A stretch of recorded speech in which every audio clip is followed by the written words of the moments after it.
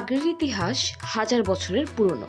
ভারতীয় উপমহাদেশে রাজা মহারাজা ও অভিজাতদের পোশাকের গুরুত্বপূর্ণ অংশ ছিল পাগড়ি। মুঘল আমলের প্রভাবে এই ঐতিহ্য বাংলায়ও পৌঁছায়। সময়ের সঙ্গে এর ব্যবহার কমে গেলেও বর্তমানে বিয়ের সাজে পাগড়ি আবারও জনপ্রিয় হয়ে উঠেছে।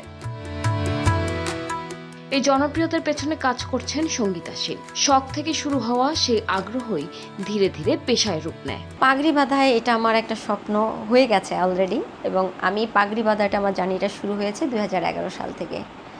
কিভাবে যে এত দূর আমি চলে এসেছি সত্যি আমি জানি না, কিন্তু ভাবতে গেলে সত্যি আমার অবাক লাগে। সেই 11 সাল থেকে জার্নিটা শুরু করে 2026 সাল পর্যন্ত চলে এসেছি। আমি কাজ করতাম হচ্ছে মানিয়াবার বাংলাদেশে যে শোরুমটা ছিল, ওই শোরুমে প্রোডাক্ট পরিচিতির সময় হচ্ছে যে আমাদের পাগড়ির মূলত পরিচিতা করানো হয়। সেই পরিচয়ের মাধ্যমেই কিন্তু আমার পাগড়িটা চেনা, এবং সেই জার্নিটা থেকেই এই জার্নিটা মানে এখন 2026 সাল পর্যন্ত আমার এই জার্নিটা একদমই রানিং রয়েছে। সঙ্গীতা হাতে বাঁধা ও রেডিমেড দুই ধরনের পাগড়ি তৈরি করেন।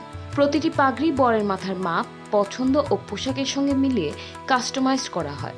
রাজস্থানী, গুজরাটি ও জয়পুরি স্টাইলের পাগড়ি তৈরিতে তিনি দেশীয় সিল্ক, ভেলভেট ও মসলিন কাপড় ব্যবহার করেন।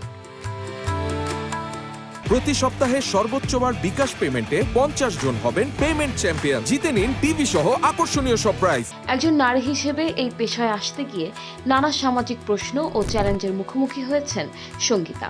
তবে আত্মবিশ্বাস ও পরিশ্রমের মাধ্যমে তিনি নিজের জায়গা তৈরি করেছেন। এই কাজটা শিখতে গিয়ে আমার অনেক মানে বাধা পেতে হয়েছে আমাদের কলিগ, বিশেষ করে কলিগদের কাছ থেকে। আর মানুষ বেশিরভাগই হচ্ছে কলিগদের কাছ থেকে হেনস্থা হয়, সেটা আমারও হয়েছে। আমার কলিগরা বলতো, এটা তুমি কী কাজ করছো, এটা কেন করছো, এটা মেয়েদের কাজ না, এটা ছেলেদের কাজ, এগুলো করা উচিত না। আমাকে বলতো, আমার মন ভীষণ খারাপ হয়ে যেত। আমি একদিন দুদিন চুপ থাকতাম, দেন আবার শুরু করতাম। মানে ভিতর থেকে আমাকে কেউ দামাতে পারেনি বা থামিয়ে রাখতে পারেনি। আমি আমার মতো করে কাজ করতাম। আজকে ডলের মাথায় মধ্যে করছি তো কালকে আমার মাথায় করছি, মানে এরকম করে একটু একটু করে আমি কাজগুলো কন্টিনিউ করতাম। ফাইনালি একদিন একটা ক্লায়েন্ট আসে, আসার পরে তিনি আমাকে বলেন যে এই পাগড়ির কাজ কেউ করে কিনা। আমি বলছি যে আমি করি। তো উনি বলছে যে তাহলে আমার ছেলের বিয়ে আছে, তুমি আমার এই কাজটা করে দিও। তারপর থেকে উনি আমাকে বলছে যেন আমি কন্টিনিউ কাজটা করি। আমি ওই চেষ্টাটা আমি কন্টিনিউ করে গিয়েছি। রেডিমেড পাগড়ি এখন আর আমার দেশের মধ্যে না, আমার জেলার মধ্যে না, আমার সারা বাংলাদেশে এবং দেশ রেখে দেশের বাহিরে, আমেরিকাতে, কানাডাতে, লন্ডন, 3টা কান্ট্রিতে আমার পাগড়ি চলে গেছে শুধু রেডিমেড সার্ভিসটা দেওয়ার ফলে।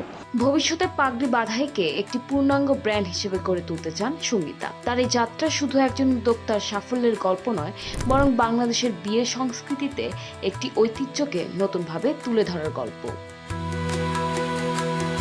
বিয়ে যদি একবারই করবেন, একটু সুন্দরভাবেই করেন, কারণ দ্বিতীয়বার বিয়ে করার চান্স নাই। আর সুযোগ জীবনে একবারই আসে, তো নিজেকে একটু সুন্দরভাবে সাজান, থাকুন সবসময় পাগড়ি বাঁধাইয়ের সাথে।